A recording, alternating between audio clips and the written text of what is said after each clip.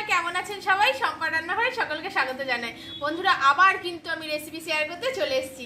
আজ বন্ধুরা চলুন একটু দিল্লি আর মুম্বাই থেকে ঘুরে যাবো দিল্লি আর মুম্বাই ফেমাস বড়া পাওয়ের রেসিপি। খুব সহজে এই বড়া পাওয়ের রেসিপি কিভাবে বাড়িতে বানানোর সমস্ত ট্রিক্স আর টিপস সহ আপনাদেরকে আজকে শেয়ার করবো। তো চলুন রেসিপিটা শুরু করি।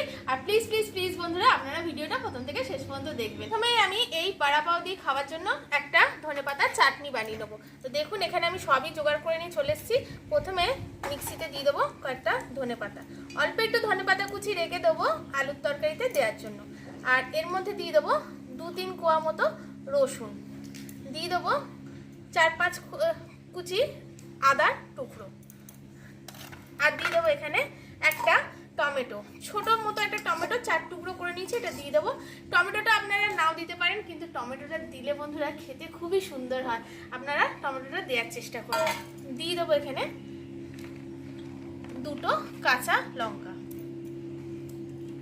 আপনারা যেরকম ঝাল খাবেন সেরকমই দেবেন। আর দিয়ে দেবো অল্প একটু পাতিলেবুর রস। আপনারা এই টমেটোটা না দিয়ে পাতিলেবুর রসটা অনেকটা পরিমাণেও এখানে দিতে পারেন। স্বাদ মতো লবণ। এতে বন্ধুরা একদমই জল দেবেন না, যেহেতু টমেটো আছে। এটা এমনি এরকম করে মিক্সিতে পেস্ট বানিয়ে নিয়ে চলে আসবে। এটা পেস্ট করে নিয়ে চলে এসেছি, এবার একটা বাটিতে ঢেলে নেবো।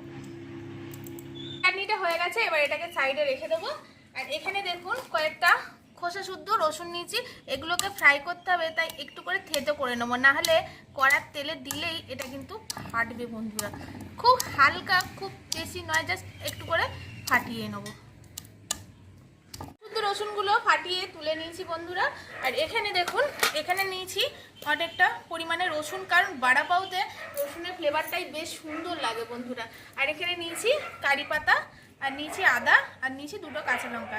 এটা একটু হাফ ঠেসা মতো করে নেবো শিলের মতো, খুব বেশি মিহি পেস্ট না, জাস্ট হাফ ঠেসা মতো করে নেবো। ঠেসা মতো করে নিয়েছি, একদম কিন্তু পেস্ট করবেন না, আমি যেরকম করে ঠেসা মতো করেছি এরকম করেই করবেন, তাহলে কিন্তু টেস্টটা খুব ভালো আসবে। আর এখানে কড়াও বসিয়ে দিয়েছি উনুন জ্বালিয়ে, এবার কড়াই দিয়ে দেবো অল্প একটু সাদা তেল। তেলটা গরম হয়ে গেছে, দিয়ে দেবো অল্প একটু পরিমাণে হিং,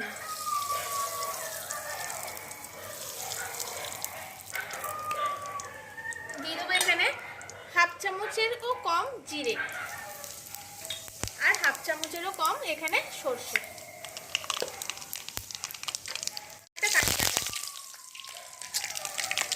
আর এখানে যে আঠাশে এটা করে রেখেছি এটা দিয়ে দেবো, পরিমাণে হলুদ, আর স্বাদ মতো লবণ।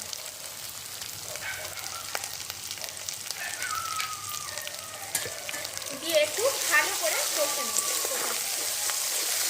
এতে কিন্তু খুব বেশি মশলা লাগে না বন্ধুরা, এই রসুনের ফ্লেভারটাই যদি থাকে তাহলে খেতে খুবই সুন্দর হয়। আর দেখুন মশলাটাকে কিন্তু একটু হালকা আছে ভেজে নেবেন ভালো করে। ভাজা হয়ে গেছে, এখানে দেখুন আমি আলু বয়েল করে হাতে করে একটু এরকম করে নিয়েছি। আর ঠান্ডা করে নেবেন কিন্তু, নাহলে কিন্তু আলু দিয়ে জল বেরোবে। দিয়ে এবার এটা এর মধ্যে দিয়ে দেবো, ভালো করে এটা এরকম করে কষে নেবো, একটু মিশিয়ে নেবো আলুটাকে। হরিয়ানাতে বন্ধুরা, হরিয়ানাতে যদি এটাকে এই যে আলুর পুর দিয়ে যে বড়াটা বানায় এটাকে আলুর গুলগুলেও বলে, আর মুম্বাইতে এটাকে বাটাটা বড়াও বলে। খুবই সুন্দর হয় এটা খেতে। একটু সময় নিয়ে এটাকে খুব ভালো করে এরকম করে ম্যাশ করে করে কষে নিতে হবে। এটা আমার রেডি হয়ে গেছে, এবার নামিয়ে ঠান্ডা করে নেবো। আলুটা যতক্ষণ ঠান্ডা হচ্ছে এখানে বেসনটা আমি ফাটিয়ে নেবো। তো বেসন নিয়ে নিয়েছি, বেসনের মধ্যে দিয়ে দেবো জোয়ান। জোয়ানটা অবশ্যই দেবেন বন্ধুরা, এটা ডাইজেশনেরও কাজে লাগে, দিলে খেতেও খুব সুন্দর হয়। দিয়ে দেবো স্বাদ মতো লবণ, দিয়ে দেবো অল্প একটু হলুদ, আর অল্প একটু হিং।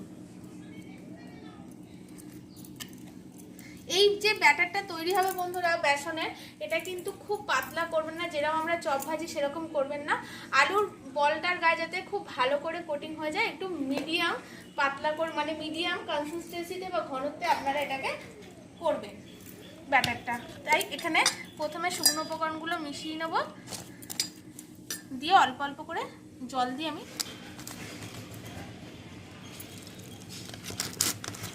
খুব মোটাও হবে না আর খুব পাতলাও হবে না ব্যাটারটা। এখন বন্ধুরা এটাকে আমি কীরকম ঘনত্বে বানিয়েছি, না বেশি পাতলা আর না বেশি মোটা, এরকম ঘনত্বেরই কিন্তু এটা গুলে নিতে হবে। পুরটা ঠান্ডা হয়ে গেছে, মাখার সময় আমি এখানে অল্প একটু ধনেপাতা কুচি এর মধ্যে দিয়ে দিচ্ছি। দিয়ে এটাকে খুব ভালো করে মেখে, যেরকম আমরা নারকোল নাড়ু বানাই না বন্ধুরা, সেরকম গোল গোল করে এখানে নাড়ু বানিয়ে নেব।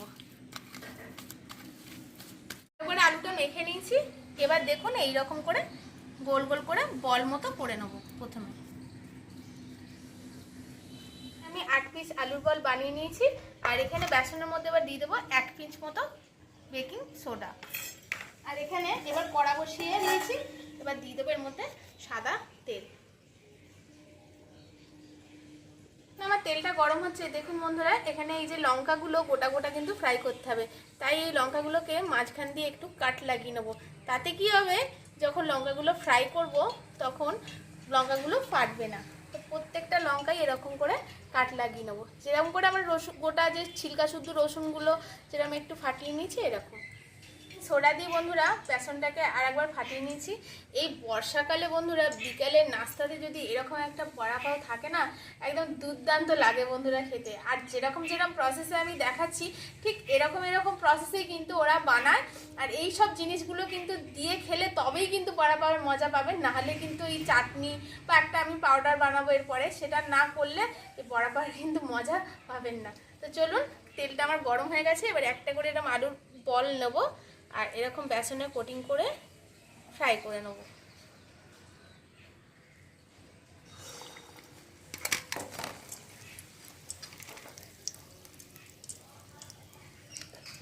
বেসনটা কিন্তু আমি বারবারই বলছি বন্ধুরা, আপনারা খুব বেশি পাতলা কিন্তু বেসন গুলবেন না, তাহলে কিন্তু খেতে ভালো লাগবে না।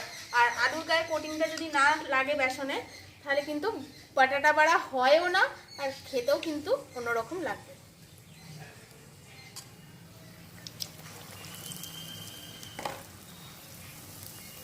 পালট করে খুব ভালো করে দেখুন লাল লাল করে ভেজে নিয়েছি। ব্যাস তৈরি হয়ে গেছে আমার একদম খাস্তা মুচমুচে একদম বাটাটা বাড়া। এটাকে নামিয়ে নেব, দিয়ে আরও যে 4টে আছে ঠিক সেম প্রসেসে ফ্রাই করে নেব। বড়া পাওগুলো আমার রেডি হয়ে গেছে, বড়াগুলো রেডি হয়ে গেছে বন্ধুরা, বাটাটা বাড়া। আর দেখুন কতটা হয়েছে, ওপরে কোটিংটা ওই বেকিং সোডাটা দিয়েছিলাম না, তো এগুলো হয়ে গেছে রেডি। এবার এই যে কাঁচা লঙ্কাগুলো 5টা কাঁচা লঙ্কা দিয়েছি, এবার এটা তেলের মধ্যে হালকা ফ্রাই করে নেব। কাঁচা লঙ্কাগুলো দেওয়ার সময় কিন্তু বন্ধুরা অবশ্যই আপনারা কিন্তু কাঁচা লঙ্কাগুলো কাট লাগিয়ে দেবেন লম্বা লম্বি, আমি যেরকম করে লাগিয়েছিলাম, না হলে কিন্তু প্রচুর পরিমাণে ফাটবে। আর বাটাটা এই বড়া পাওতে একটা কাঁচা লঙ্কা না হলে বেশ জমে না ব্যাপারটা বন্ধুরা, তাই কাঁচা লঙ্কাগুলো হালকা ফ্রাই করে নিয়েছি, তুলে নিলাম। এবার এখানে যে রসুনগুলো রেখেছিলাম থেতো করে, এগুলো আবার ফ্রাই করে নেব। এই যে মশলাটা বানাচ্ছি বন্ধুরা, এই মশলাটা ছাড়া এই বড়া পাওয়ের স্বাদ পাবেন না। এই মশলাটা আপনারা অবশ্যই বানাবেন বাড়িতে, বানালে এটাও হালকা করে ফ্রাই করে নেবো। আর এইখানে কিন্তু এই রসুনের খোসা শুদ্ধই ফ্রাই করে কিন্তু মশলাটা বানাতে হবে, খোসাটা ছাড়িয়ে নিলে কিন্তু খেতে ভালো লাগবে না। এগুলো ফ্রাই করে তুলে নিয়েছি, আর এখানে আমি আগে থাকতেই কিছু চিনেবাদাম ফ্রাই করে এখানে খোসা ছাড়িয়ে রেখেছিলাম। আর এখানে একটুখানি 1 চামচ মতো তিলও ফ্রাই করে নিয়েছিলাম কাঠখোলায়। আর এখানে এবার দিয়ে দেবো 2টো শুকনো লঙ্কা। লঙ্কাটাও ভেজে তুলে নিয়েছি বন্ধুরা। এবার এখানে কড়ার মধ্যে যে বেসনটুকুনি বেঁচে গেছিলো, এই বেসনটুকুনি দিয়ে এরকম করে কিছু ঝুড়ো বানিয়ে নেব। আর এই ঝুড়োগুলো কিন্তু খুব কড়কড়া করে ভাজতে হবে, একদম লাল লাল করে ভেজে এই ঝুড়োগুলো কিন্তু তুলতে হবে। দেখুন কিরকম করে তুলেছি। তো আর যেটুকুনি বেসন আছে সেইটুকুনি এরকম করেই ঝুড়ো বানিয়ে নেব। এগুলো ভাজা হয়ে গেছে, এবার এর মধ্যে আমি একটা মিক্সিতে গুঁড়ো করে নিয়ে চলে আসবো 1 চামচ মতো ভাজা তিল, আর দিয়ে দেবো এখানে মুংফলি। আপনারা যদি চান এখানে শুকনো নারকেল ফ্রাই করেও দিতে পারেন। আর দিয়ে দেবো কয়েকটা এই কুড়কুড়ি, আর রসুন আর লঙ্কা যেগুলো ভেজেছিলাম, মানে শুকনো লঙ্কা, কাঁচা লঙ্কাগুলো নয়, সেগুলো এর মধ্যে দিয়ে দেবো। আর কয়েকটা ঝুরঝুরি এখানে আমি রেখেও দেবো, এগুলো বড়া পাওয়ের মধ্যে দিয়ে খেতে কিন্তু ভালো লাগে, এগুলো রেখে দেবো। আর এখানে এর মধ্যে পেস্টটার মধ্যে আমি দিয়ে দেবো কাশ্মীরি রেড চিলি পাউডার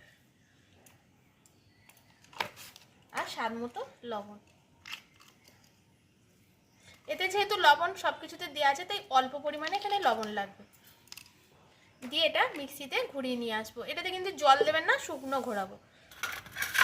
এটা শুকনো গুঁড়ো করে নিয়ে আমি চলে এসেছি। এবার এটাকে ঢেলে নেবো থালার মধ্যে।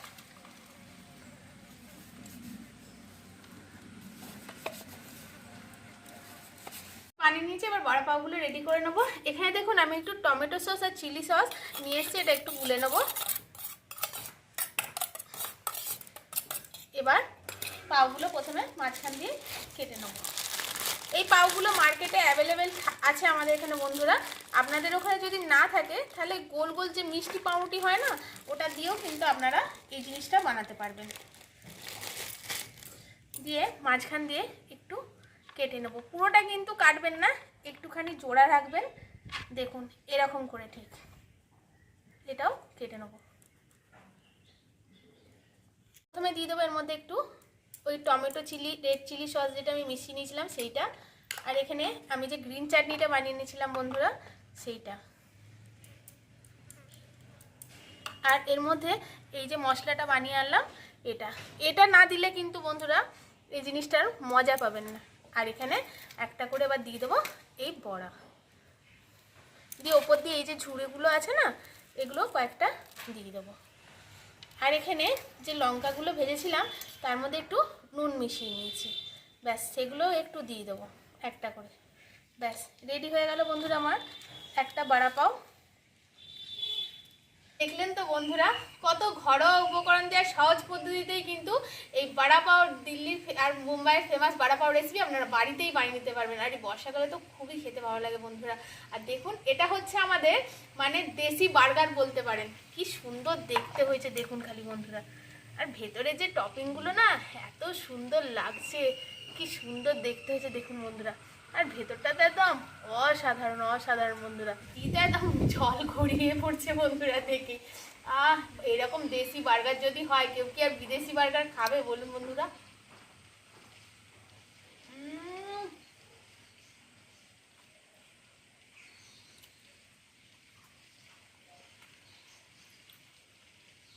আমি আর কি বলবো বন্ধুরা, ভেতরে যে মশলাটা দিয়েছি না ওর জন্য আরো খেতে ভালো লাগছে।